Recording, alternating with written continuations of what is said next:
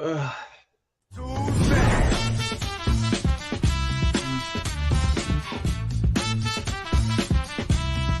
Guess who's back?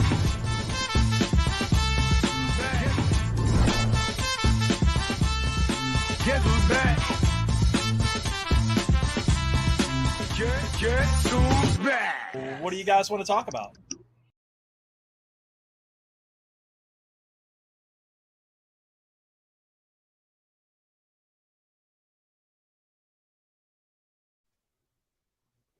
Robert, what's happening?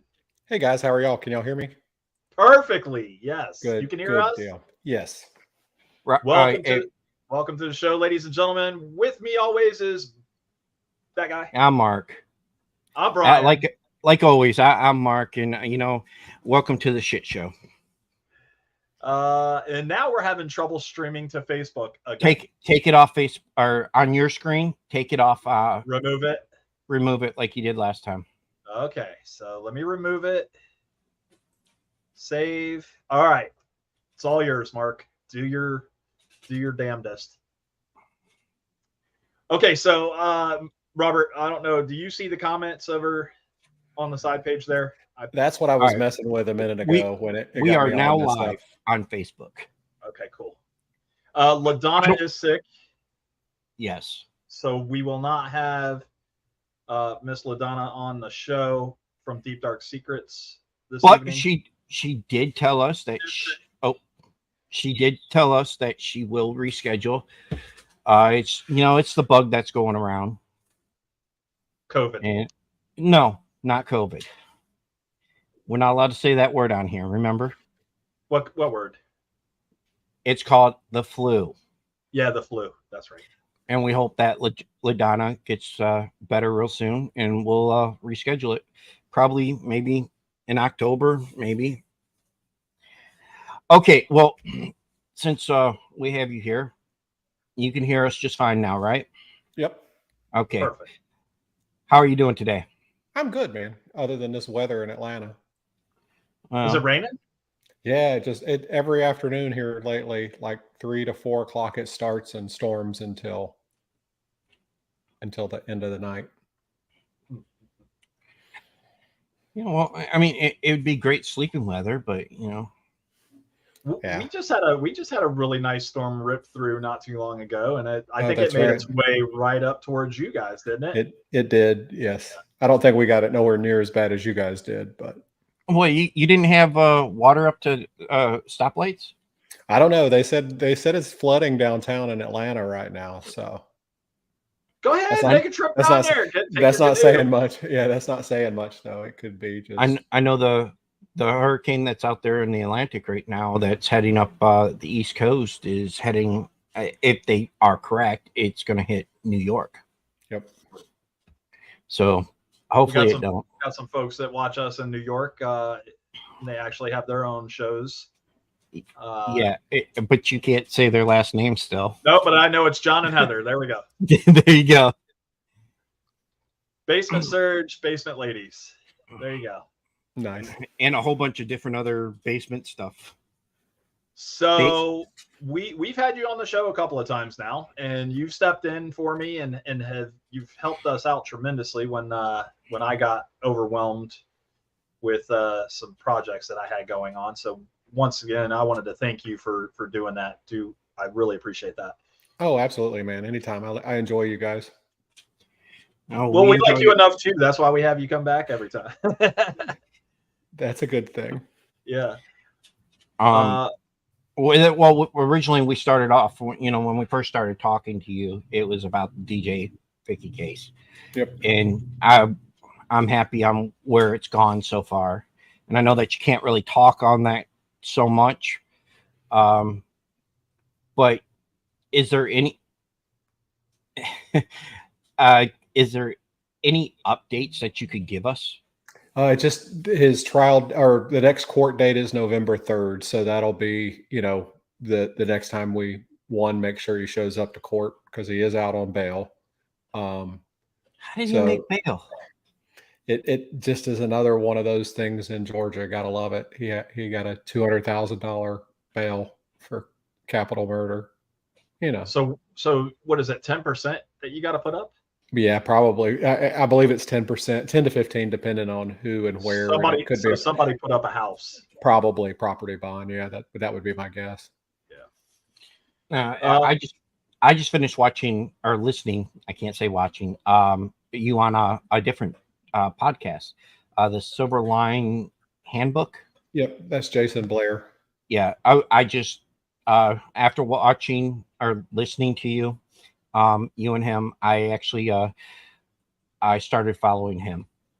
That's awesome. He's a really good dude, and I was intimidated about going on his show because he interviews some, some, I don't know how to put it, some very high profile people, with very big backgrounds, and I was very intimidated because I'm like, I'm just some southern redneck doing a podcast, but he made it easy to talk to, so he's I consider him a friend.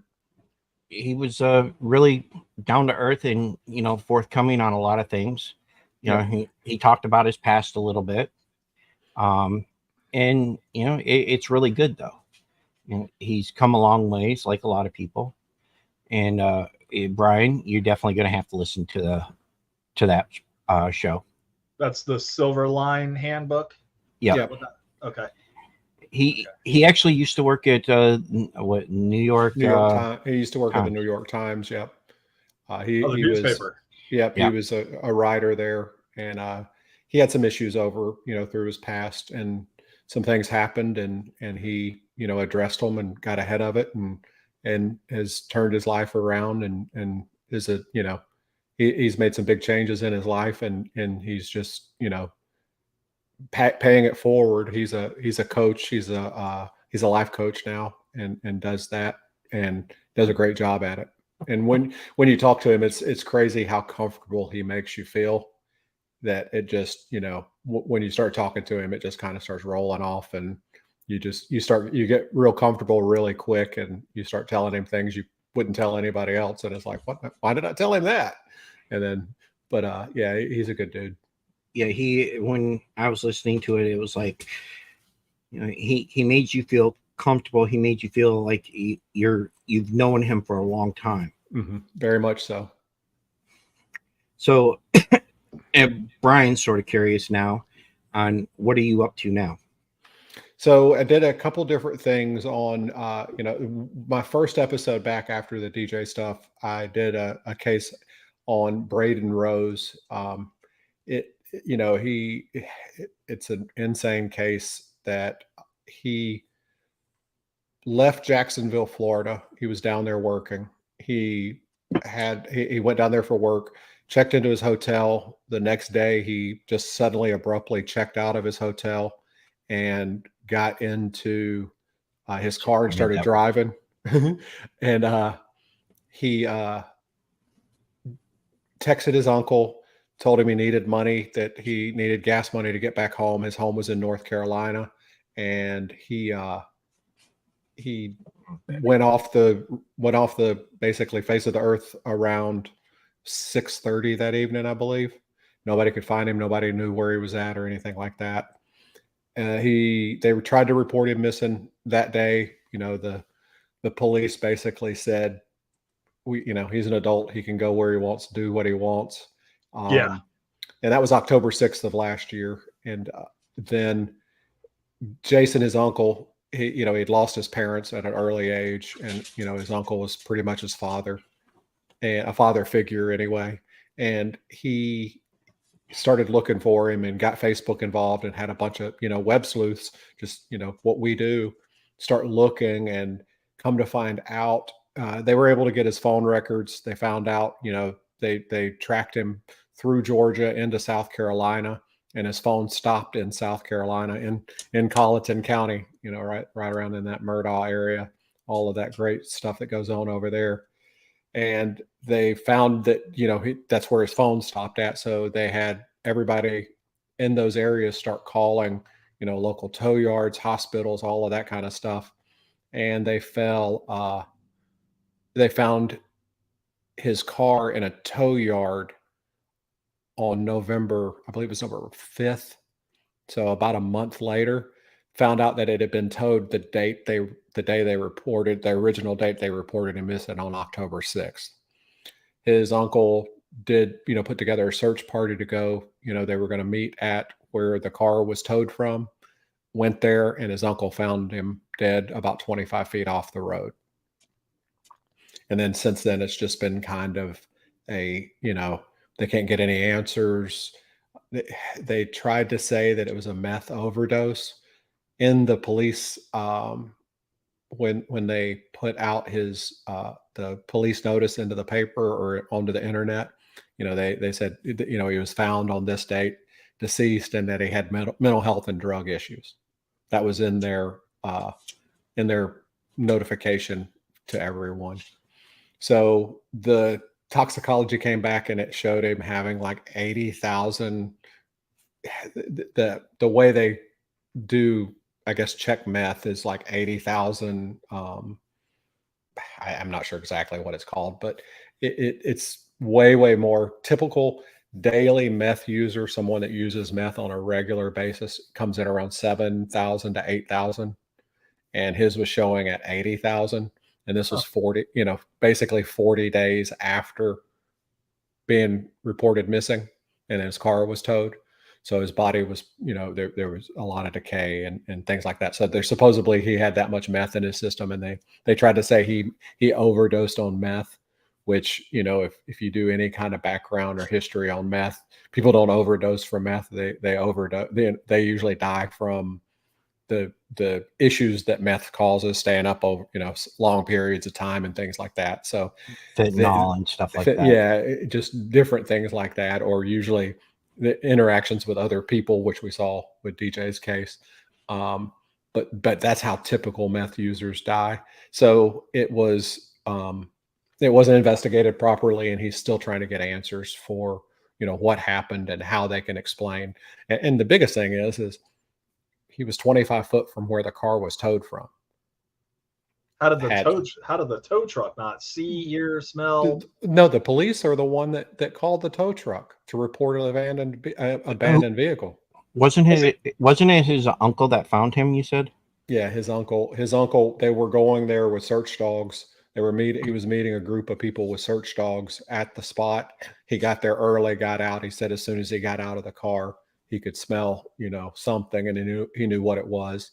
And he said he walked maybe 25 feet and found him. So, that's just one of those cases again that they had in their mind that it was, drugs or just someone that they didn't need to bother with. So the police department just pushed on by and moved forward. And so that, that's one of the stories that I've done. And that's a big one, and we've tried to push hard with Colleton County. Me, I tag people, so every post on Instagram and Twitter, I make sure to tag them. But the new story that I'm doing, I just started, and I just released the first episode. I've not got to watch. I've not listened to that one just yet, but I'm going to. You think what I talked about before is crazy? DJ's story was its own, and it had a lot of things. This one's probably even more so. And this one's out of Michigan, right? It's out of Michigan. It's his name is Temujin Kinsu. I wasn't even going to attempt to say that name. It's okay. But his birth name was Fred Freeman. He changed his name since he's been incarcerated. He's been incarcerated now for 36 years for a crime that he couldn't have committed. He basically the what happened is that he was dating a girl, separated from her. This is in 1986, so you can kind of imagine back, during that time. He was big in we were 18 years old. Yeah, exactly. He was big in martial arts. He had was very, he'd been working on that. He did have some issues. His background, he come from a poor neighborhood and had issues with family and things like that. So he had things like writing bad checks and stuff like that, but nothing ever serious. he dated a girl for about 2 months and broke up with her and moved 400 miles away to the upper part of Michigan, Upper Peninsula. So, which is about, 400 miles. What's that? About 8-hour drive. Oh yeah, that's a drive. Yeah, So I've done it. he moved there on, I think he moved there Labor Day. Then on November 5th, the girl that he had seen, was dating 3 months ago, her boyfriend, which was the father of her baby, got shot in the parking lot of a college. And when the police came, they couldn't, there was no witnesses, nobody, there were some people that said they heard stuff. They may have saw some stuff, that kind of crap. And they found, he got shot with a 12-gauge shotgun. They found a box of shotgun shells with one fingerprint on it and one shotgun shell. And when they talked to her, she said that she felt like it could be Temujin because she felt like he threatened her and things like that. And he hadn't talked to her in about 2 months, a little over 2 months, and was 400 miles away. They subsequently arrested him. There was a witness that said that they thought they saw someone, that they couldn't identify him, but they went and did recessive therapy, to where, back in the 80s when they would go in and do hypnotherapy to bring up the Right. recessed memories. They did that. He identified a car. Someone else identified a different car, and he changed the story that he thought it was that car. Huh. Then basically they arrested him. The lineup was, we'll get into, it was really crazy how they did a photo lineup, and then they subsequently lost those photo lineup for like 12 years, 13 years. But when they did the original lineup, there's 6 people in the lineup. 5 of them are all like pointing one way, like all facing one way, with the same county placards in front of them. And Temujin is facing the other way with a different county placard in front of them.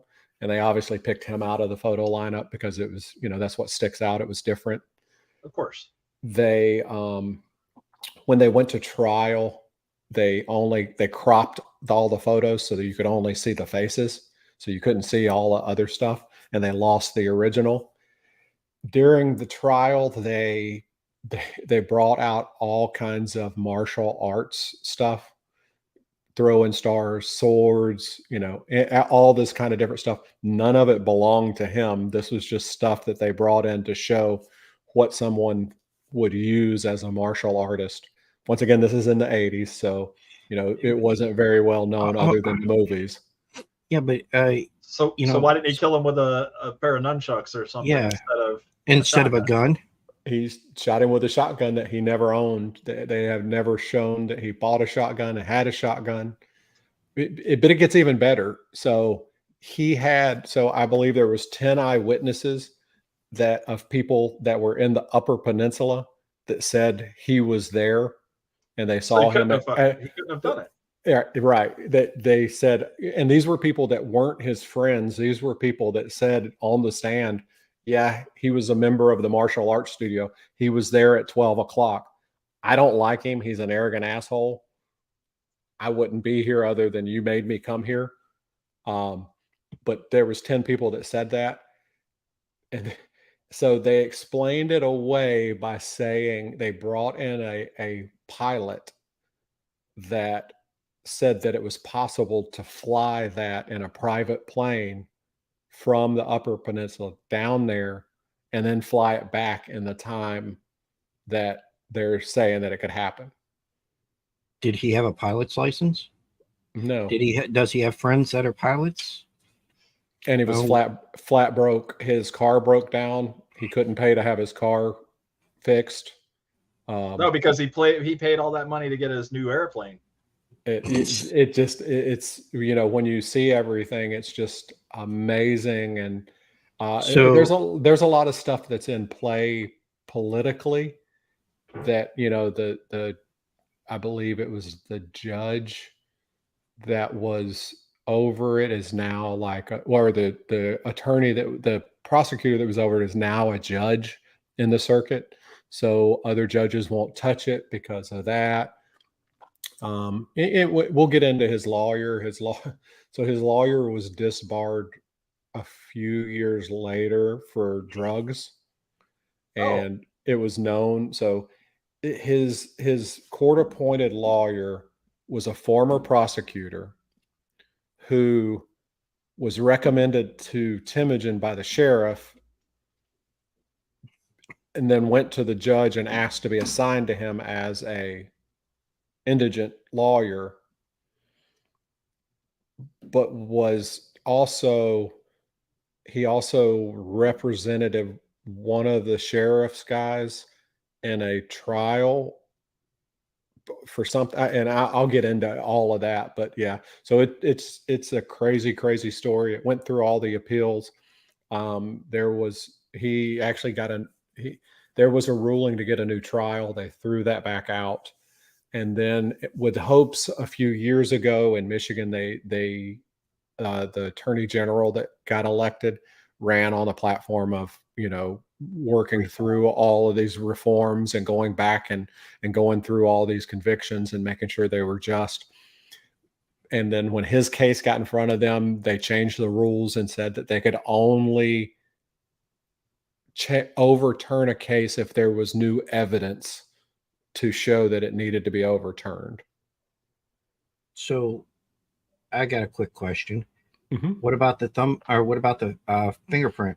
It didn't match, and as far as I know, it's been retested because a lot of innocence projects and things have taken on his case, and they weren't able to find anybody that matched with it. But the interesting part about that also is the fact that innocent projects normally will only do it if they have DNA. Mm-hmm. And fingerprints, they really don't. I mean, because down here, I've talked to a few innocent projects, and they said, "Do you have DNA?" No. Then we're not going to touch it. I'm like, what the hell? How are you supposed to? How can you get somebody that is innocent in front of a judge if you have no DNA, no fingerprints, no nothing? How are you supposed to do? They didn't have the evidence. They didn't have the evidence, or they didn't even try to find anybody else that could have been responsible for it. They kind of just focused in on Temujin and stuck with it that way and just kind of went with it. So yeah, it looks like they just kind of wanted to put somebody in jail. Yes, and he was the easiest target at the time. He had a relationship with a guy's ex-girlfriend, but it's one of the things that Temujin says is it's different now. If I want to know, Brian, your wife, I can find her on, not saying that I would, on Facebook. Right. You could find her on Yeah. Facebook. You can figure out, and just by that stuff, you can figure out where they hang out, what the things like that. In 1986, there was nothing like that. Right. Trust me, I grew up in the 80s. I know. Yeah. He never met the guy. He never knew the guy, but yet somehow, supposedly, he knew when to get in a plane and fly down and go to the guy at a college where he was not only supposed to be in class, where he was skipping class because he had some issues at school. Well, back then, and still even back then, planes had to tell if they were taking off, where they were going, and they were on radar. But they never even brought into evidence saying, here's the plane that you took, or here's the money out of your account that you spent to pay for this, or they never brought in. They just gave a hypothetical. Great. And his lawyer wouldn't let him testify, told him it was against his best judgment to do it. It's not in his best interest to testify, which is, I think if you're innocent, and I've seen, I don't know if you watched it or not, but some of these guys that get up and want to testify on their behalf, but they know that they're guilty as hell. Oh yeah. And the next thing you know, they're slipping up and, I was driving the car. I mean, I didn't drive the car that day. Mm-hmm. You know what But I'm you saying? get you So get some of them that believe their own story that they'll say it until the day that they die too. Yep. But And it and just it's so crazy that when you hear all of this stuff, you're like, how can this man still be in jail after 36 years? yeah, it's it, crazy. So now it's a push for the governor to grant clemency. So that's our Whit- goal. And Whitmer is not going to do it. You're going to have to wait until the next governor. yeah, I'm hoping I that there's enough pressure put on her that she will actually, because I mean, if you looked at the case and you hear any of the stuff from the case, you're like, what in the heck is this guy doing in jail? And but yeah, I think it's unfortunate. I think you're right. Whitmer is she's one of those and I don't want to talk about politics, but she is a bitch. Hmm. She during the pandemic, she locked down Michigan, but the only person that was able to move around and do whatever was her husband. I mean, that flat out, he got on a boat, he got in a lot of trouble, and it was one of those things. But you know, it's ridiculous. I think it sucks that everything boils down to the judicial system needs a overhaul, big time. Hmm. They need to make sure that everybody, we're the only country in the world that puts people away for stupid reasons.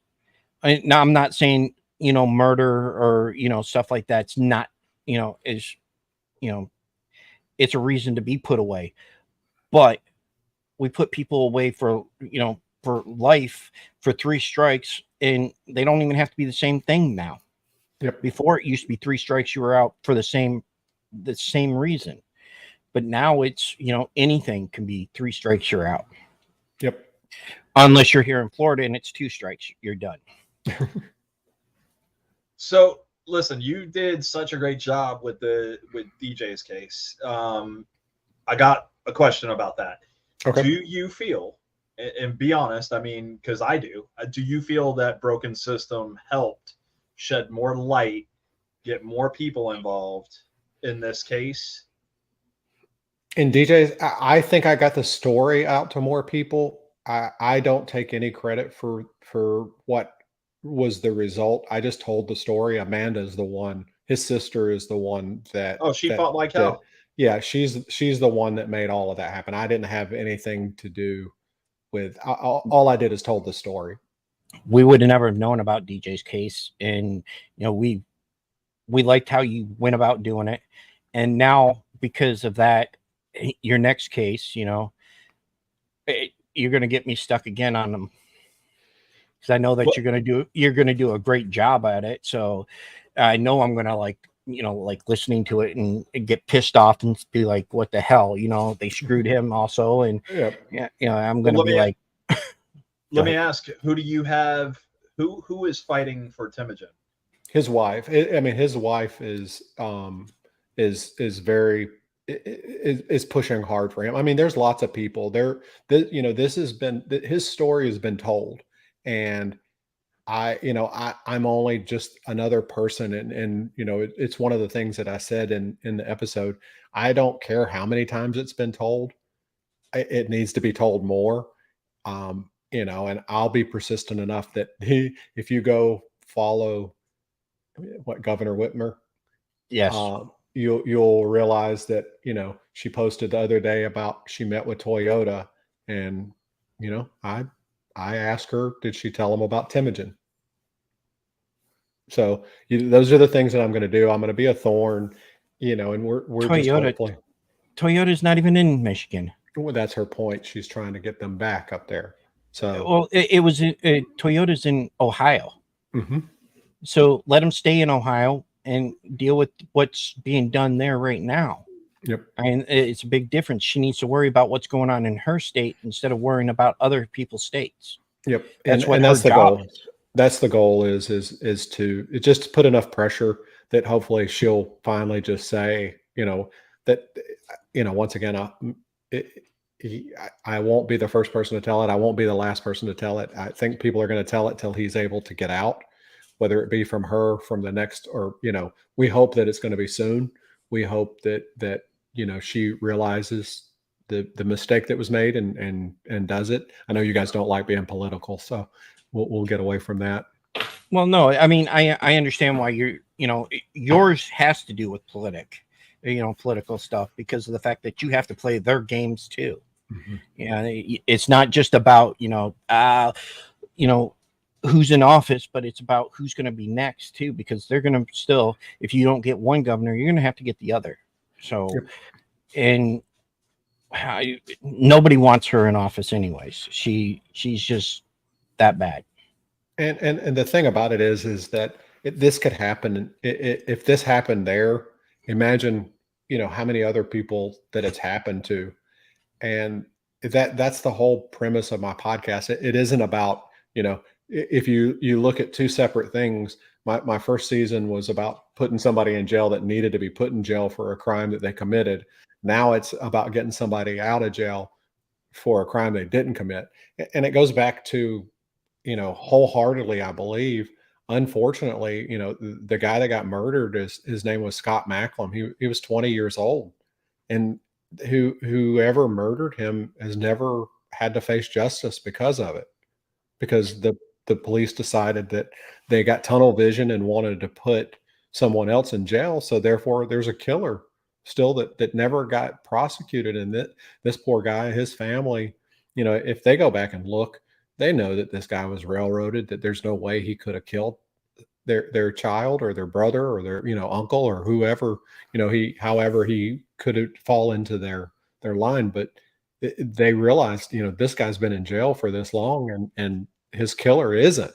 So you'd still think it would fall back on that fingerprint that, somewhere down, it's been, let's see here, how long we've been out of school? Almost 30 years. Mm-hmm.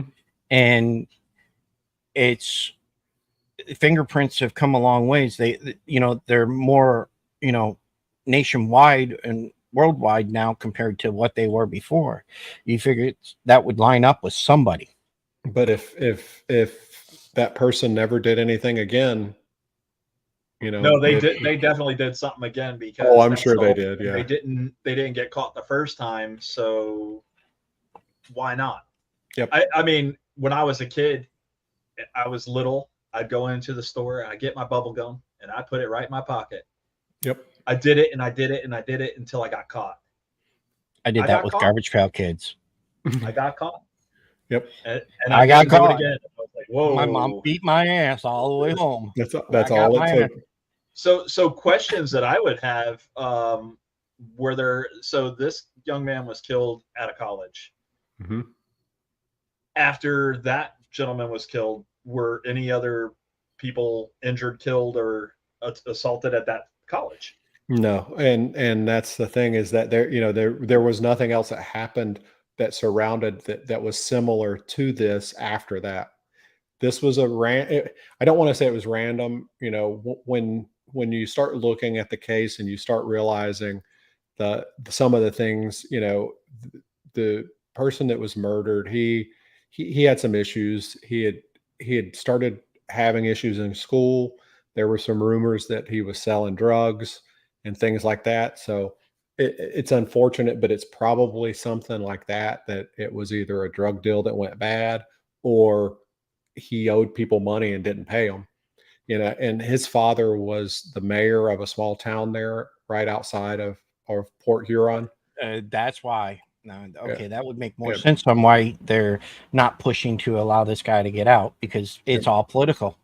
Yep, it all ends up revolving around all of that. And there were some rumors that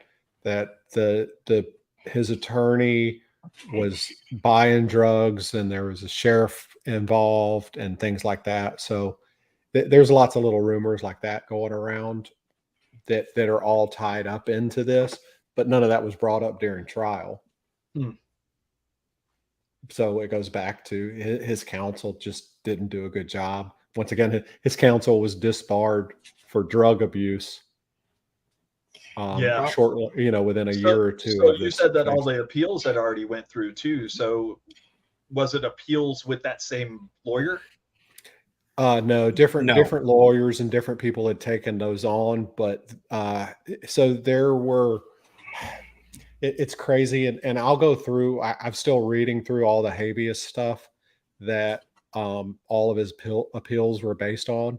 And I'm going to break all of that down. So my plan is this, pretty much the episode that I released today will be, it kind of shows who Temujin is, shows, his childhood and how he was brought up and what defined him and what made him who he is. Um, and what he's done since he's been behind bars has been kind of almost amazing. He actually sued Michigan, the state of Michigan, and won for inadequate health care in the correctional system. So they don't look at that very well. You sue them and you're in there, and they don't look at that very well. No, and he's done. He's actually won a couple different cases for other people too.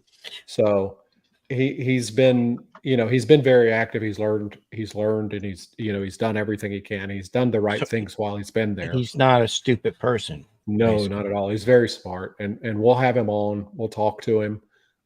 Like I said, I've had conversations with his wife Paula, and I'll have her on as well and get her side of everything and kind of bring it that way. But for the most part, he's not a stupid guy, and he admits that he was a ladies' man, he was a jerk, he was an asshole, but he had a lot of girlfriends.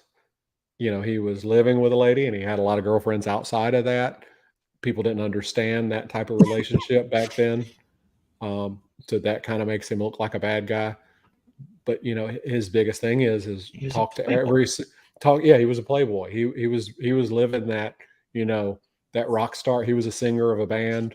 He was living that, he was that leather jacket wearing guy that rode a motorcycle, that, long hair. He was that hippie guy in the 80s. And he just was, that kind of person. And he admits that he was a ladies' man, but his thing is go back and talk to every girl that he was with. He never, none of them said he stalked them like she did.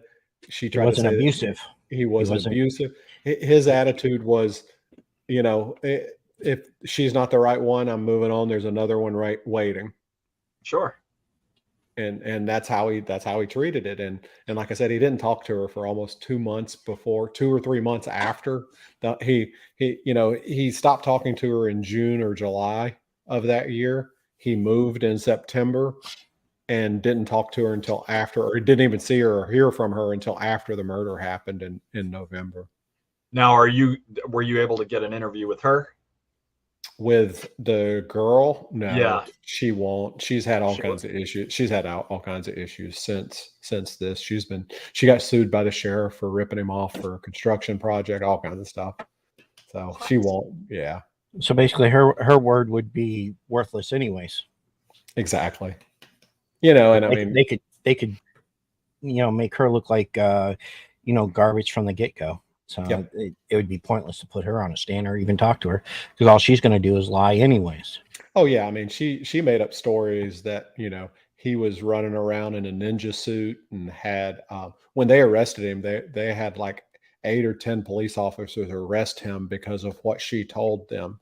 She told them that he was a mixture of Rambo and, Chuck Norris, and that he was a part of a Japanese or Asian syndicate that was, hired killers, and that he had lethal throwing,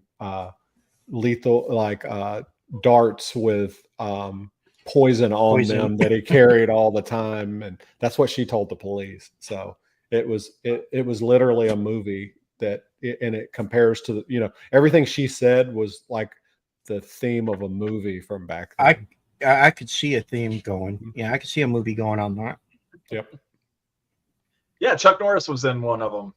Mm-hmm. It's all kinds of stuff like that, dude. I mean, you can imagine, the 80s, yeah. It was cheesy martial arts movies, and everybody thought Eastern culture and all of that kind of stuff was devil worshiping, and you had the satanic panic that was going on during that time, and then all these recessed memories that people were pulling from talking to a therapist that would pull out recessed memories of what things happened and all the trials and stuff, all the people that have been released from convictions because of that type of stuff. Yeah. Well, boy, you got to find some new evidence for this guy somehow, some way. That's going to be the hardest part, because back then they didn't even have videos really. So I know. It's going to be kind of hard for him. But if anybody can get this out there and get it looked at more, it's Robert. Oh yeah. Because look at what he did with DJ. People were only doing 30-minute worth of of anything with him, and then when he came along, he was making it hours. Well, because he broke it then down. He broke down too. Yeah, exactly. Mm-hmm. He broke it down, and that's what I liked. You broke it down, and you explained stuff, and you didn't make it use all these different terms. And then the terms you did use, you actually told us what it meant also. And that's my goal, and that's what I'm going to do is I'm going to take the trial transcript and talk through the trial, but also compare it to the habeas that was done. Yeah, all of that was done. So you're going to see, okay, this happened at the trial, but this is what should have happened and what didn't happen and how it affected the trial. So that's my goal. So it's going to take a few episodes, and my goal is to get Timogen on and hopefully speak with him and have him in the podcast and get his side and also have his wife on and have her talk about it. Yeah, I still got to get with you about the case that I was talking to you about. Mm-hmm, for sure. I just got to figure out how to either send you the transcripts itself, or it's going to be costly to make copies. That's the biggest problem. Yeah, that's the big thing, and that's how they get you. They charge you, by the page. Oh, See, I already have the transcripts. I have the transcripts of even the everything. Do you have? I was going to say, do you have it? It's an all paper file. Yeah. Okay. So I'm going to ask a friend. She told me before she would help me put it all down into a thumb drive. Yeah. And that's how I'm going to send it to you. I'm going to see if you can get it done and put on a Google Drive, that's the easiest way to do it. And then you can just share the Google Drive with me. Okay. I'll figure it out. I just got to get off my ass and do it. I just got to get off a few. I will shut up, Brian. You're going to say that I have all the time in the world, but I've had a lot of things going across my plate the last week or so. And Mark is he's. I'm falling apart a little bit. You want to talk about it a little bit? No. Well, I can tell you this: I do have an enlarged heart. Oh no, I will say that, and I think I've told you that before. Yeah. But not on here. I've never told anybody. The other thing is I have a 5 centimeter mass on my ribs. Now, the insurance company, if you didn't see my post earlier, they suck because they want everything to have a pre-authorization. Mm-hmm. And I was going to get my echo done tomorrow, but they didn't give the authorization like they were supposed to. So now you got to go back and get the pre-authorization to have it done. Now I have to wait until the 30th to get it done, and then I'm still waiting for them to call me for the CT. So I, a few different things, but I'm trying. My mind and I think to me, my heart's more important. The thing on my ribs is probably going to be fatty tissue. So it's where all the sugar goes when you drink a soda. Yeah. Actually, I'm going to be stopping that soon too. Good. It's hard. I stopped drinking sodas 3 years ago. I still drink Monsters, but the sugar-free, the 0 calorie. So, okay, if I can stop drinking alcohol and stop taking morphine and stop taking Cymbalta, I can stop. Okay, maybe not. I was going to say I can stop soda. I was going to say it. You all those things. I think it's all in line with that. It's hard. That getting you just just training yourself not to drink that sugar and that caffeine, you're going to have headaches and things Yeah, like that. the caffeine is the biggest thing because of the fact that, I don't drink coffee. I don't, soda's the only caffeine I get. I think that you should And switch it up and go with the iced coffee. I Make think you iced should. coffee. I Dude, I'm don't like telling you. coffee.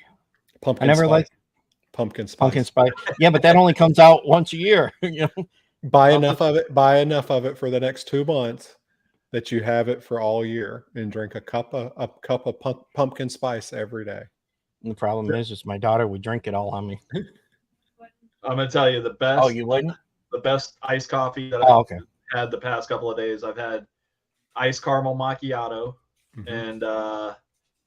and southern pecan praline iced coffee. I was like, holy cow! And there's a gentleman on TikTok.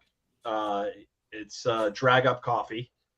If you have not tried his coffee, he's a former veteran, or he's a veteran, I should say, not a former. He's a veteran, and he now owns Drag Up Coffee. He's called the Bean Flicker. So if you get an opportunity, go check him out on TikTok. Type in Bean Flicker or Drag Up Coffee. He's super funny, and he has some of the best tasting coffee that you'll ever have. Very If you cool. like coffee, gotta like coffee. I don't. Well, I'm so terribly sorry about that. I drink Monster, Gatorade, and water, and very, very little water.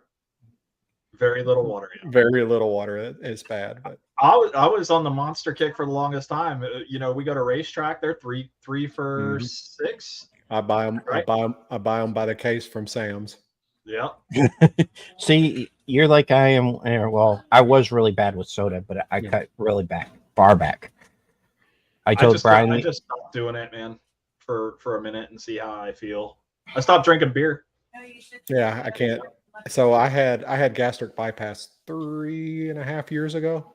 So once I did that, I can't drink beer. It blows me up, and I can't do it. There you go, Brian. That's why you're blowing up.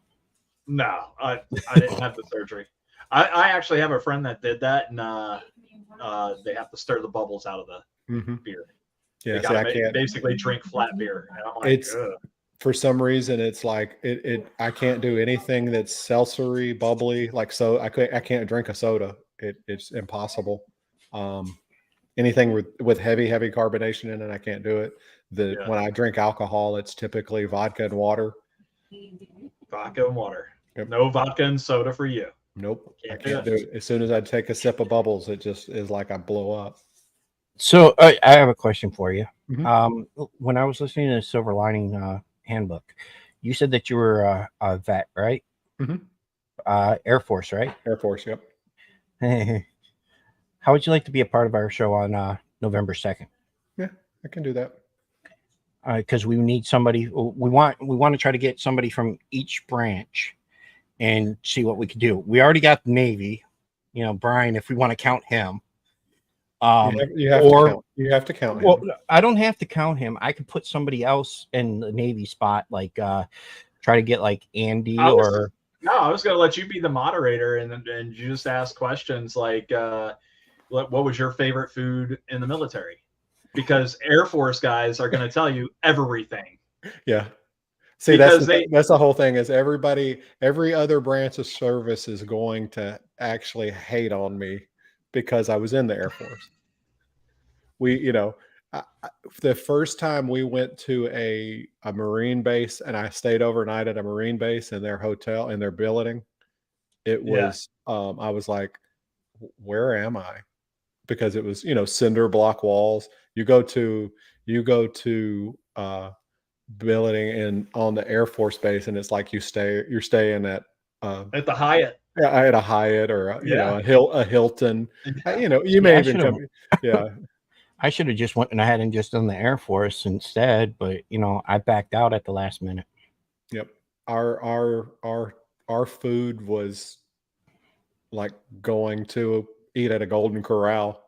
You go to other bases and it's like eating at McDonald's or Shoney's off the dollar menu. Off the dollar menu, yeah. So, which one do you think has the worst food? The worst chow is probably going to be the Marines. No, because they eat our food. Navy and Yeah, Marine guys. Marines. Yeah, I was going to say Navy and Marines usually are all. I'm gonna say you're probably looking at the Army guys. Yeah. I think they got it worse because they have to have these guys get so many calories. Like they have to calorie pack because they're boots on the ground, just like the Marine Corps guys. So they're boots on the ground, and so they got a carbo load. That's basically what they got to do. So we'll get into it. We'll absolutely get into that. But I think that's a great idea. We'll do a red, white, and blue kind of scene. We need to get in the some background. people. I'll get some. I'll get some.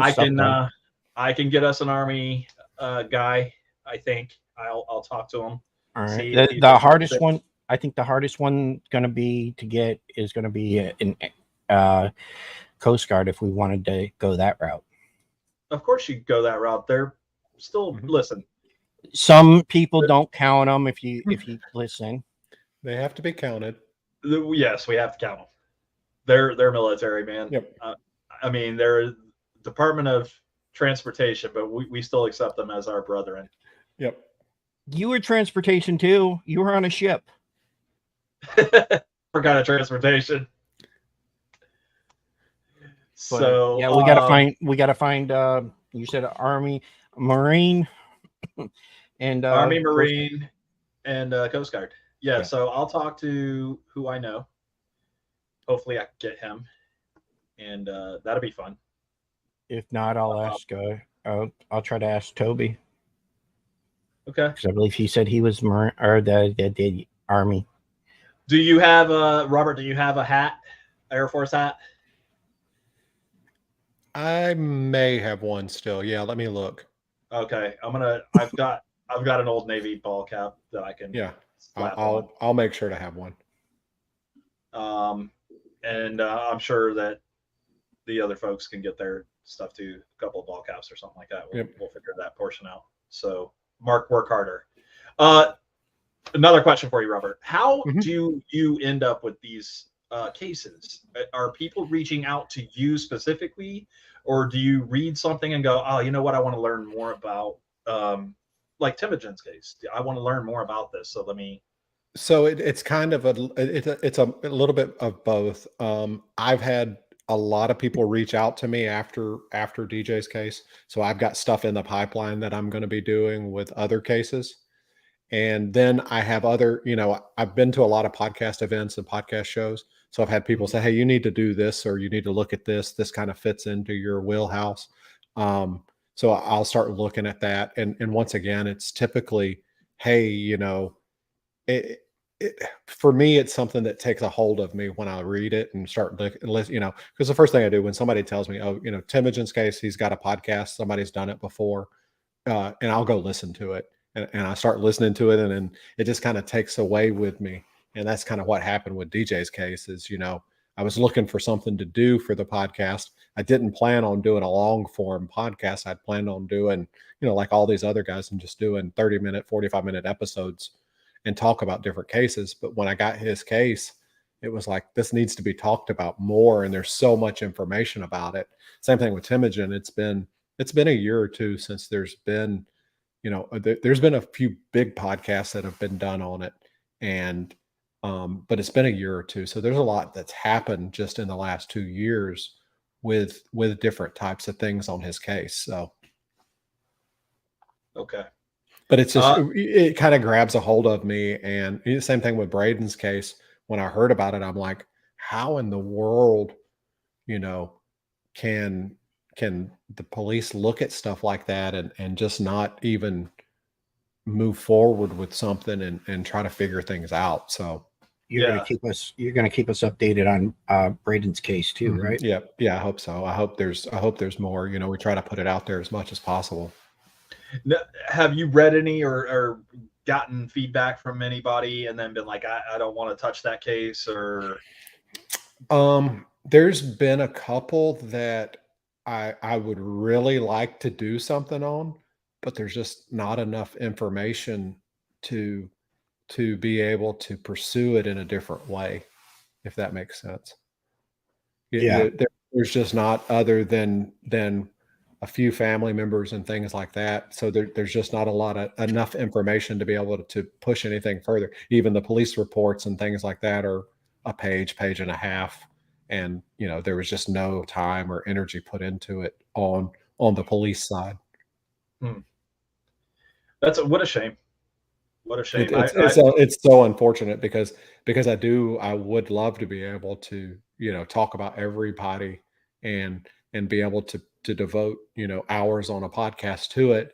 But especially when you start looking back, at 10 years, when you start going back that far, I started, part of this case with Timogen, I wanted to talk more about Scott Macklin, who's the person that got shot, because he's a victim in this and he's never had justice, but there's no information. I start trying to research. There's an obituary that says who he was and what is, the family and that type of stuff, but there's no information about, him as a person.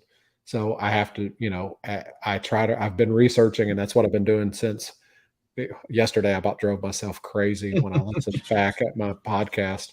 I spent on that I think it was a 40-minute podcast. That's probably the longest editing that I've had to do on a podcast, because for some reason, I don't know what, and I blame it on Tiffany from Crime Over Cocktails, because she texted me earlier in the week about something, and it was something that was said. We were joking around how hard it is when people say words like, or is a big one. And she had said something about, and then yesterday when I started listening to my podcast, I said, probably, I felt like it was 1,000 times. So those are the things that you want to cut out. You're like, yeah, I don't, it's dead air. It would be me saying, yeah, and then when, like, I'm talking to just a random person, yeah, and when I listened back to it today, I was like, there's a lot of ands. I said and a lot, and I drive myself crazy because of it. And that's what Jason texted me, and Jason Blair texted me and said, don't leave it in. He said, that's what makes you human. I'm like, no, I can't. This isn't human. This is, I think I cut out 3 minutes of my podcast that was, just because of, and yes. And I didn't take out the ands. There's still a lot of ands in there, but the, it got to the point when I was editing last night that I was looking at when you're editing, you can see lines of when you talk.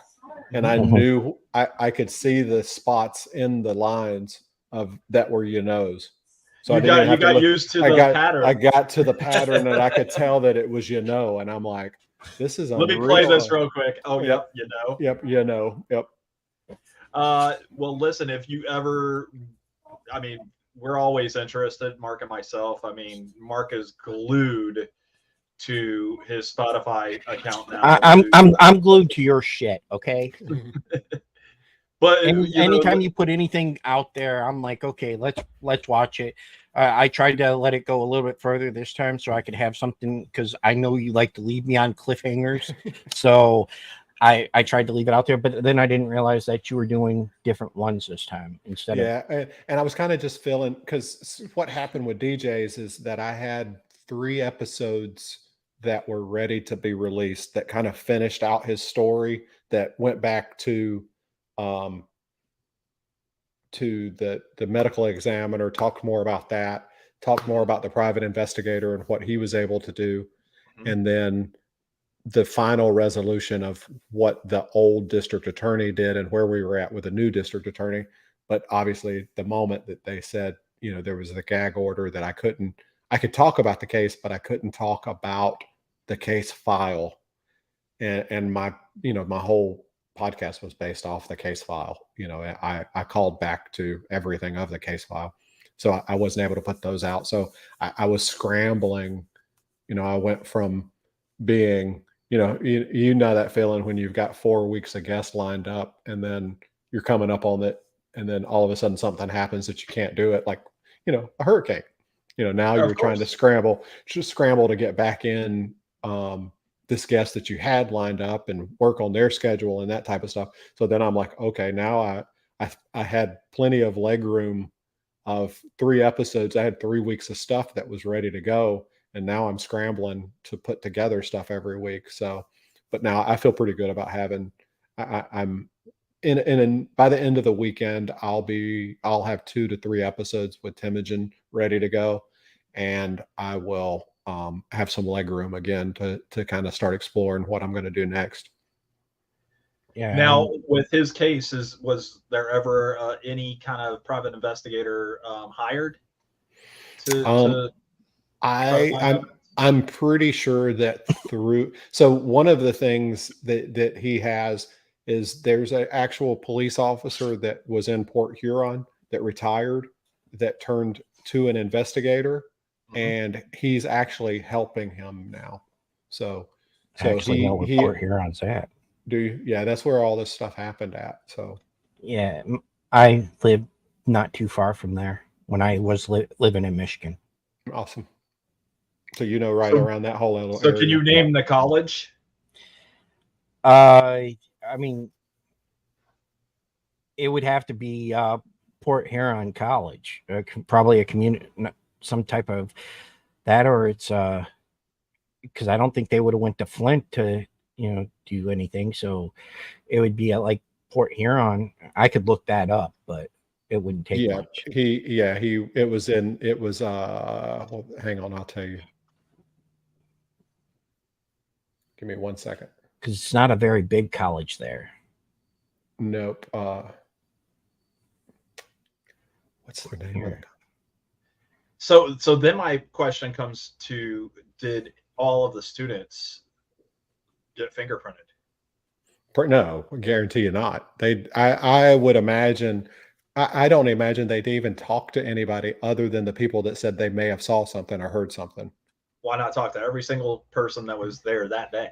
They didn't want to. They didn't have the resources to do it, so they wouldn't do it. Yeah, they didn't, and they just felt like it was just pushed under. It was pushed. They had their suspect, and it was hang on, sorry, I had it right here. St. Clair Community College. Okay. But yeah, they didn't feel the need to do it. They felt like they just wanted to close it and get it out. Which once again, when you kind of get into it and you hear kind of the stuff that was going on around Scott and all of that type of stuff, you kind of realize, okay, there may have been more to it than just that. Gotcha. I think it was a drug deal gone wrong. Mm-hmm. The big thing with me is the shotgun being left behind. What the hell? Well, they didn't leave the shotgun behind. No, just the shell. There was one spent shell in an empty box. So a whole box of shells was in a possession. What the hell? Mm-hmm. Hey, it just sounds really fishy there. And that one fingerprint that was left on that shell should be able to be okay. It does not fit him, so therefore it's not his fingerprint. Exactly. And yet he still went to prison for what, 36 years? 36 years this year. Yep. Holy shit. Yep, he spent more time. Unfortunately, he spent more time in jail than he was out of jail. Oh, well, like I was saying, if you want any special guest listeners or anything like that, Mark and I are always willing to lend an ear.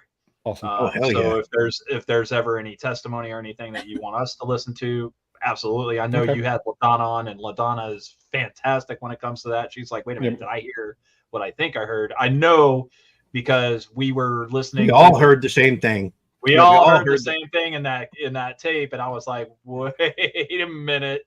Yep. Wait a minute. Yeah, so, when I heard them talking in that tape, I was like, hey, Brian, you got to check that out. You got to listen to it very carefully because they're gonna incriminate themselves. Yeah, and they did, and but I can't wait to hear. I still can't say his name, so Sorry. Temujin Kinsu. Temujin. Temujin. What's his real name? Fred Freeman. Fred Freeman. Temujin. Yeah, I can't wait to hear what he has to say. Yep. I'm not worried about, I don't want to hear from the wife yet. I want to hear what he has to say first before the wife, because of the fact that whatever he says, that's what I'm going to go off of. Well, it depends on how Robert puts that out too. So, oh, that's true. I mean, it could be. It's going to be, the biggest thing for that is going to be how I can get it lined up with having him on. So that'll be the biggest thing. Well, that's perfect. We look forward to this episode and many more of those as well with you, Robert. We also, when the DJ Ficky case gets well underway, hopefully you'll be able to update all your fan base on that as well, or at least point people in the right direction where they can follow. My plan will be to be in court when it goes to court. And then I'll do updates as I see fit to what happened. I doubt it'll be the November 3rd will probably just be they'll probably just set the trial date at that point in time. If even that happen, or they'll just prolong it. Yeah. A continuation. I could see his lawyer trying to push it as long as he could just to it's been long enough. Let the man rest easy. Yeah, but that's the way the judicial system works. They're not going to just say, okay, unless they want to hand him a plea deal. Yep. And that's the only way. I would be surprised. Well, I'm pretty sure they're going to push for a plea deal, but I would be surprised if he takes it, just because his arrogance tells me he won't take a plea deal. No, and I think it's going to be because it's going to be an uphill battle, just because it was determined at first to be a suicide, and it wasn't pursued that way. So the defense attorneys, they're going to push that narrative as much as possible. But when you hear everything and you put everything out there, it's obvious. Yeah. Oh, I agree. Well, boys, it has come to we're over our time frame here. Oh wow. That's okay. That's okay. But if there's anything else you want to talk about or let us know about anything. Just I'll be at CrimeCon next week. That's in Orlando. That'll be Friday, Saturday, and Sunday. Yeah. You going, Mark? No, man, that's too expensive. At least, when you have the horror cons and stuff, that's actually cheap to go to. Yeah, they really like to price this. I mean, it's I think what is it, $100 for a day pass? Yep. And I've already talked to Robert about it. I was like, man, I would go and stuff, but I just can't. Well, listen, we're literally an hour and 40 minutes from Orlando, so I don't know, are you getting a rental car or anything like that? No, I'll get off the plane and just take a Uber straight there. Yeah. Just because every time I've ever rented a car for something like this, it ends up sitting in the parking lot for 2 or 3 days. And I'm like, why did I rent a car? Because you never end up going anywhere. Yeah. You never end up going anywhere. And then to take an Uber, especially in Orlando, Uber should be fairly inexpensive, I would think. If not, I'll probably get down there.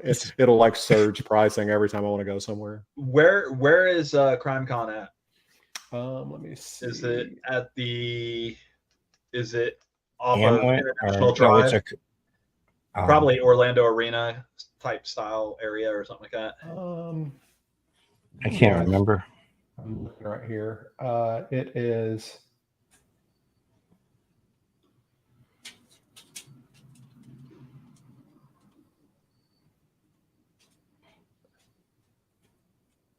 Well, they don't tell you where you're going to be at? Yeah. Those bastards. It's the World Center Marriott.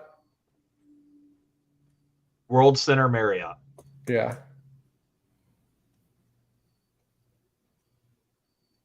World Center Marriott. And what day was that on? That starts on the 22nd. 23rd, 24th, 25th. So you will be there till Sunday, the 25th, Yep. right? So it's Sunday the 24th. Yeah, 22nd through the 24th. 24th, I'm sorry. Yep, I leave later that evening on the 24th. Yeah, Brian can't tell dates these days. Oh, shut up. All right.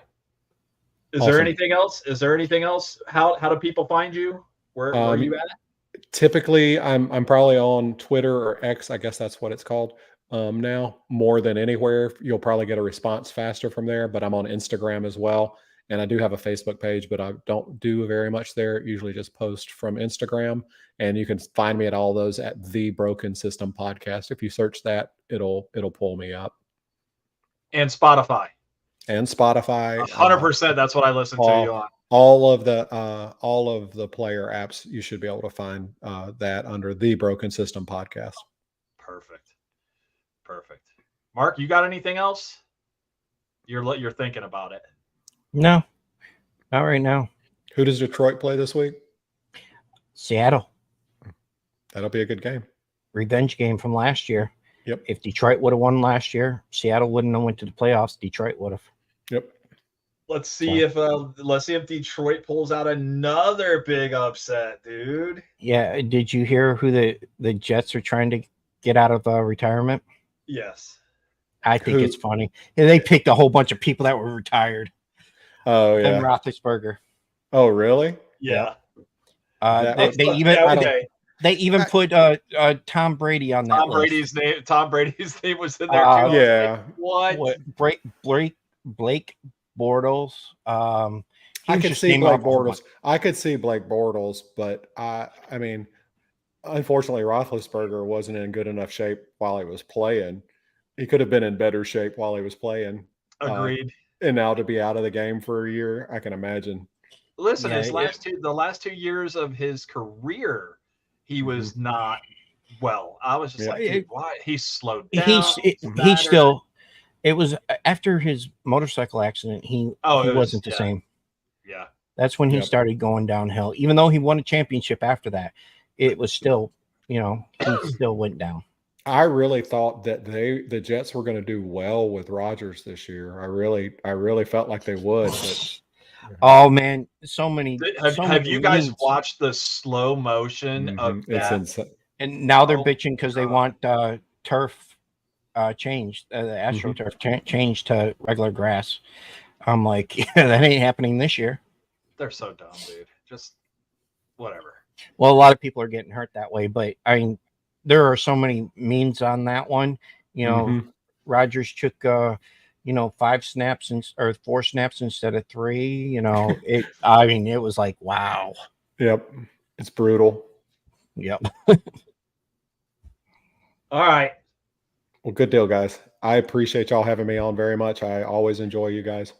Yeah. We enjoy listening to you and seeing your face as always. So, Robert, thank you from the bottom of our heart for doing what you do and for filling in for the guy that's always got problems.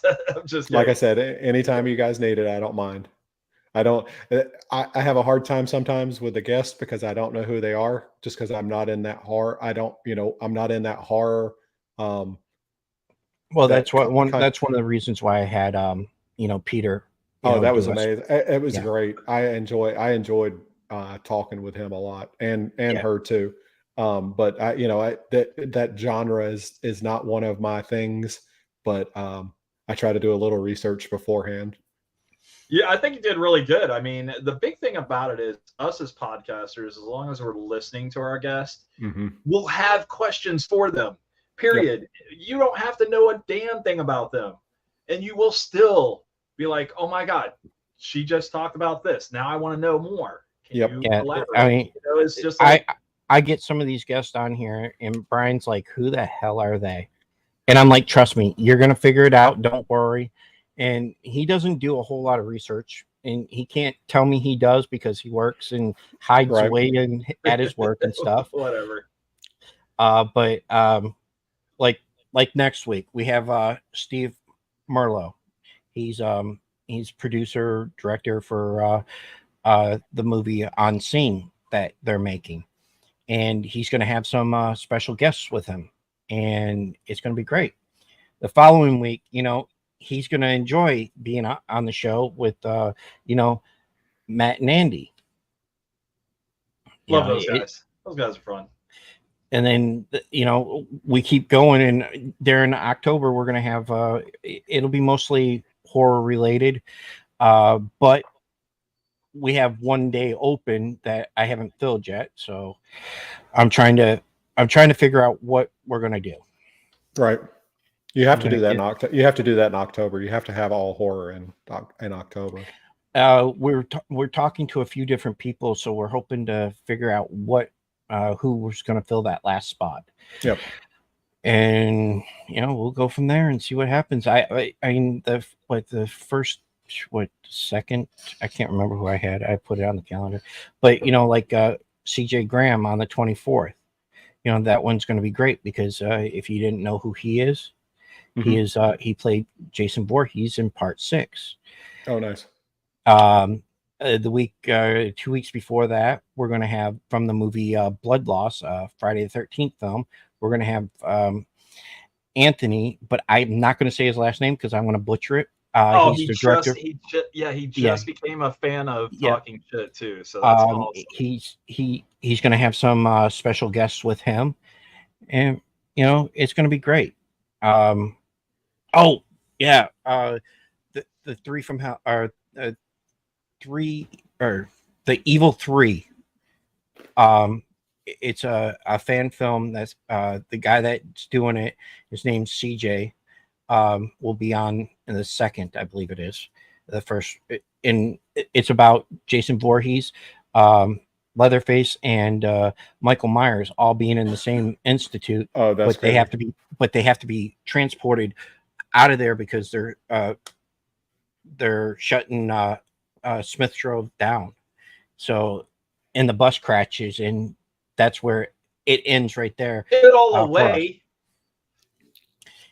It's going to be interesting. Hey, Brian, you're what? The face you're making right there. There you go. There it goes. It froze. Oh, great. But, all right, boys. Good deal, guys. Thank y'all very much. I appreciate it as always, and I look forward to talking to y'all again soon. Thank you, Robert. Appreciate it, guys. No problem.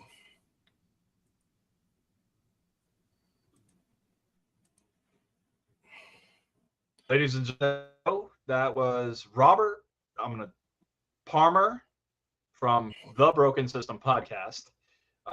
Once again, dude is fantastic. He really does his for these cases, Mark, and he does shed a little bit more light into unsolved and stuff like that, right? So I do believe myself personally that the Broken System podcast had something to do with the assistance in the DJ Ficky case. I hope that we get that same kind of look from people on the outside for Timogen's case. Oh yeah. And while we're here, Brian, how many shirts do we got left? Bro, we are about sold out. I think I got like 2 shirts left. So, Mom and Dad, if you're watching, please order these 2 shirts because your dad lives with you. Your dad lives with you, so he doesn't want one. It says shit on the front of it. He's like, I don't want that shirt. But technically, it doesn't say shit. Yeah, I know that. Anyways, my mom ain't gonna buy one, so Nope, your sister needs to get one, but she's little tiny girl, so we need to get her. Yeah, I'm trying to figure out where my the rest of my family came from. They're all skinny as hell. We'll have to go to the Baby Gap to get one off the rack and then get it printed for her. So, or she can rent it, or she can rent it. Yeah, okay. She can she can go on the website once we get it going and buy one. Okay, I'm gonna have to buy it for her because I owe her money. So wait a minute, you're gonna build us a website? I'm gonna try, but we could always use the son-in-law to help us. Uh, listen, I want him to have a part of the Talking Shit channel to Yeah. go on and start gaming. So if you Well, guys are interested in, we can give him the information for Twitch and he can use it. yeah, if you guys are interested in watching this kid game, I'm telling you, he's stupid good. Don't play Call of Duty with him. You will not survive. So Well, he's probably one of the ones listen, that I used to play it with. I and watched he'd the, kill I me every watched time. them. I watched them on the Xbox, on my Xbox. I was like, I handed him the controller. I was like, I'm just having a terrible time right now. I got like 4 kills. He comes in, he gets 88 kills. 88. He's in the round, Chris. How long is the freaking match? It's like 5 minutes long, right? 88 kills, dude. It's dumb. Damn. Like he's that good. So, and why he's not getting paid for it is beyond me. Well, let's try to get him, doing Twitch and then see what happens. But we're gonna try to do the website and see what happens. I'm gonna look into it and see. We got a lot of stuff in the works, so stay tuned. And dude, we're like 40 followers from having to give away money. 40. That's it. Brian's money. We might give away a few other. We might give away a few other things too. Not just money. That doll right behind you. Which one? Pick one. No, fuck you. You mean like this one? I think I actually have a double of this one. I think we hit 1,000 people, bro. We and let them buy me whatever I want. No, we let them pick. We let them pick something from your wall. No. I spent too much money on this shit. I'm not. No. Okay, my wife did, but still, no. Oh, what the hell? Steven said he could have him on one of his Twitch streams. Hey, are you a Call of Duty gamer? Because he plays a lot of different games, but Steven gets mad easily too if somebody shoots him too many times. Listen, I played I played the game Texas Chainsaw Massacre. They made a better movie than they did a video game. I'm sorry. Hold on, wait a minute. Okay, I was talking with Kyle about this. You're playing with the wrong people. Sorry. You play with the right people, and you're gonna have fun. Okay. You're just on your next day off, we'll play. Okay. I was really looking forward. You get lost in being a survivor. And there's no storyline. Like, I want to play the story out. Well, I want to be the victim. I think. Well, you are a victim. Oh, whatever. You can play a victim in it. Exactly. I played the victim. I died immediately. And you probably got lost in the basement too, didn't you? No. I can figure my way out around them. Yeah, fuck that. I got lost in the first time I ever played it. I was like, fuck that. but I played as Leatherface, as a killer, and I was god awful. I don't like playing as Leatherface. I'll play as something else. No, but check out my channel. Yes, okay. I will put that on the screen, Steven.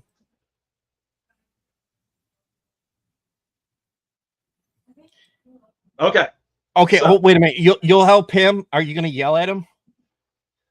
Because you sure in hell yelled at me all the time. I'm different, though. Anyway. Right. So there are fresh baked cookies in my house, and if I don't go, they're going to be gone. Hold on. Fresh baked. What happened to the bread? Oh, that's gone, bro. They're going to have to make more so my wife can try. Yes. It was fantastic, was it not? Oh, yes. It was great. Shout out to Tasty Buds. Shout out to Michaela from Tasty Buds for her baked goods. Chocolate chip banana bread. Oh my God, stupid, dumb good. When does Tasty Buds go back out? Last Thursday of this month. They are back at Walmart in Homosassa. Make sure your wife is aware. My wife will be aware because that's payday, so she'll be there. Her make sure she has plenty of lunch money. Not if she has work. Oh shit! No, I'm sorry. She's not at this Walmart for the next month. She's been at the one down there in Spring Hill. Okay, that's okay. So What did Steven have to say now? No, I only yell at people who suck or at people who can't reach their full potential. That's yeah, you. fuck you. Fuck you. Listen, I've been telling this man for years to grow up, and he is stuck at 5 foot. What are you now? 5'3"? 5'4". 5'4".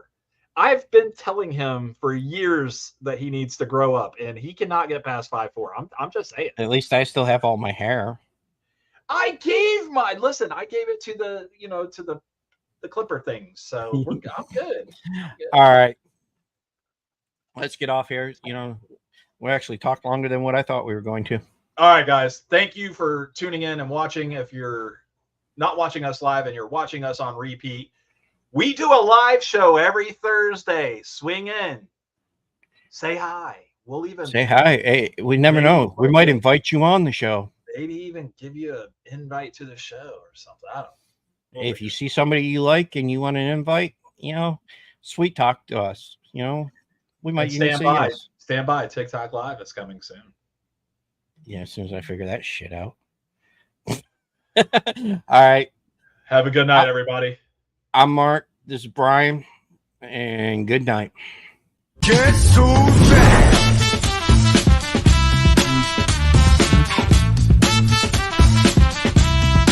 Guess who's back? Guess who's back? Guess who's